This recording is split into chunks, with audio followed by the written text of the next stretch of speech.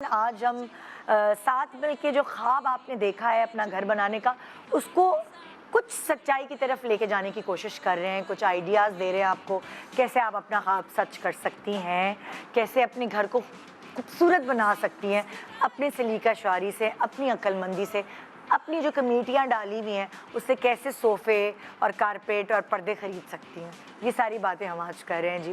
ہمارے ساتھ یہاں بیٹھی ہوئی ہیں ایک اور میں بتاؤں گی جی، نازیہ نام ہے، نازیہ فرید نام ہے، اور یہ بھی اپنی کہانی ہم سے شیئر کرنا چاہتی ہیں کہ انہوں نے کیسے اپنی خواب کو سچ کیا۔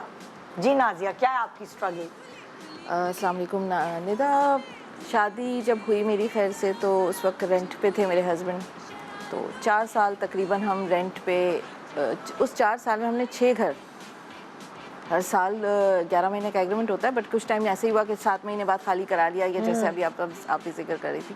تو جب وہ گھر شفٹنگ اور پھر وہ سامان سارا خراب ہونا، فرنیچر کا خراب ہونا، یہ سب چیزیں چل رہی تھی، تو والد صاحب نے میرے یہ دیکھتے ہوئے نا، انہوں نے جب اپنی پراپرٹی سیل کی تو مجھے میرا حصہ دیا، تو اس میں انہوں نے مجھے ایک فلیٹ چھوٹا سا لے دیا، اس وقت 5 لاکھ کی قیمت میں وہ فلیٹ آیا تھا۔ اچھا۔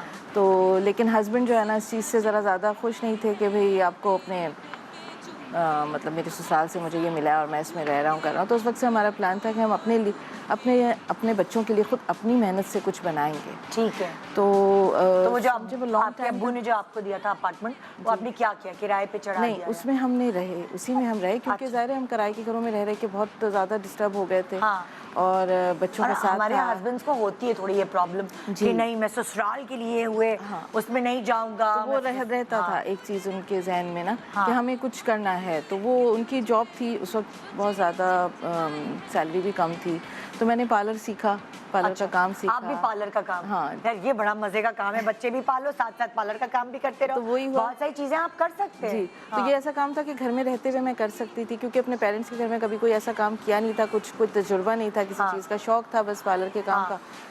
تو بچے چھوٹے تھے، بیٹی پہلے بڑی بیٹی جو تھی وہ میری چھوٹی تھی، تو اس کو ساتھ ساتھ رکھتے ہوئے میں نے کام سیکھتی گئی، گھر میں چلاتی گئی اپنا چھوٹا موٹا سیٹ اپ۔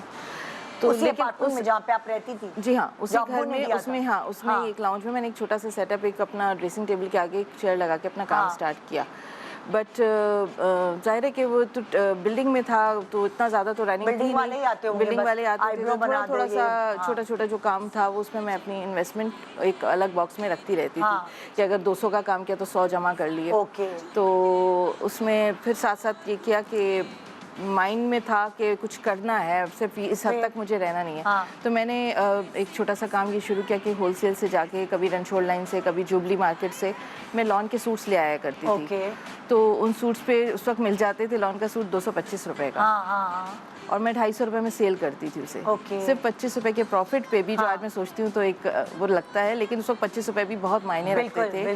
اور اس میں میں اپنے ہی اپارٹمنٹ میں گھر گھر جا کر دکھاتی تھی، اب 5-6 جوڑے ایک ساتھ لے آئی، 10 جوڑے ایک ساتھ لے آئی، وہ بھی کریڈٹ پہ، خرید کے نہیں، کیونکہ انویسٹمنٹ تو ایسی تھی نہیں سچ ایسے میرے پاس۔ تو میں پھر اس کو میں گھر گھر جا کے وہ سیل کر لیا کرتی تھی۔ بیڈ شیٹس لے آتی تھی مارکیٹ سے، اسے میں اسٹچ کرتی تھی، اسٹچنگ آتی تھی، کپڑے سی لیتی تھی، بیڈ شیٹ سی کے اچھی سی پیکنگ کر کے اسے میں اپنے اپارٹمنٹ میں سیل کرتی تھی۔ تو لوگ جو ہے وہ باہر سے خریدنے سے بہتر سمجھتے تھے کہ یہ محنت کر رہی ہے، چلو اس سے ہم پرچیز کر لیتے ہیں، بازار کون نکلے تو چلو یہی ہے تو لے لیا کرتے تھے لوگ، اور کوالٹی بھی خیال رکھتی تھی۔ کرتے کرتے جو ہے پھر میں نے بیسیاں ڈالنا شروع کر دی، کمیٹی ڈالنا شروع کر دی۔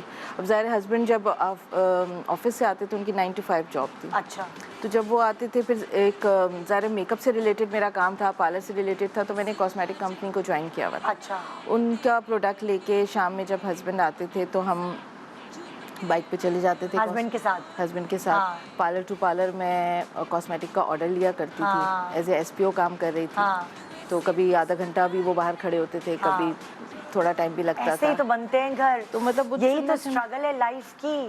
وہ تھوڑا تھوڑا سا جو ایک 10% کمیشن بھی اگر آ رہا ہوتا تھا تو اس چیزوں کو جوڑنا اور ان پیسوں کو اس مقصد کے لیے ذہن میں رکھنا کہ ہمیں گھر بنانا ہے اپنا، یہیں نہیں رہنا ہے، کیونکہ بچے بڑے ہوں گے تو نہ وہ ایریا مجھے اتنا سوٹ کر رہا تھا کہ بچیاں بڑی ہوں گی تو ایک اچھے علاقے میں جانا ہے۔ اور پھر ایک جگہ ہم نے بکنگ کروا لی تھی، تو بکنگ کرواتے وقت بھی 100 دفعہ یہ چیز سوچنی پڑی کہ کیونکہ ظاہر ہے کہ ہم اپنے بلبوتے ہی کر رہے تھے جو تھا، कि ऐसा ना हो कि कहीं पैसा डूब जाए या कहीं वो ना हो। फिर बहुत खैर देखभाल करके एक अच्छे प्रोजेक्ट में इन्होंने बुकिंग करवा ली, और फिर ये होता था कि हस्बैंड की सैलरी से हम घर चला रहे होते थे। हाँ। बहुत सारी अपनी ज़रूरियात को उस वक्त मारा भी। जब घर बनाते हैं तो बिल्कुल ऐसे चलना पड़ता है जी। कि बस पेट भरना है, बस पेट भरना है, बहुत सारी कोई और ख्वाहिशात को मारा। हकीकत luxury- है इसमें कि बहुत सारी चीज़ों को हमने उस वक्त अपना पीछे किया बिल्कुल, कि नहीं, बिल्कुल। इस वक्त जो हमने देखना है, फोकस ही करना है कि एक अपना घर हाँ। ऐसा हो जाए जो मेरे हस्बैंड को ये हो कि हमने खुद किया। हाँ, तो क्योंकि ज़ाहिर है मुझे मेरे पेरेंट्स से मिला था, मेरे दिल में तो थोड़ा बहुत था, लेकिन ये कि हमारे माइंड में था कि अब इस एरिया से भी हमने शिफ्ट करना है, सारी ज़िंदगी यहाँ नहीं बैठना एरियाज है भी हमें। तो आपको Count जैसे करते हैं। जैसे आप अपग्रेड होते हैं, जैसे जैसे आप तरक्की करते हैं तो आपको एरियाज भी आहिस्ता आहिस्ता चेंज होते हैं। वो पता नहीं क्या हमारे यहाँ माइंडसेट है। अब हम रिश्ते वाले प्रोग्राम किए थे तो उसमें ये था कि लोग जब बेटियों के रिश्ते या लड़कों का भी exactly. रिश्ता देख रहे होते हैं तो एरिया बड़ा पूछते हैं कि कौन से एरिया से ताल्लुक है। आई डोंट नो, ये एरिया आहिस्ता आहिस्ता आपको अपग्रेड करते हैं बिल्कुल कि आप करते कहाँ रहते हैं। सो बिल्कुल, वो ये हकीकत है। आपकी तरक्की की में एक हिस्सा होता है इन सब का, इन चीज़ों का।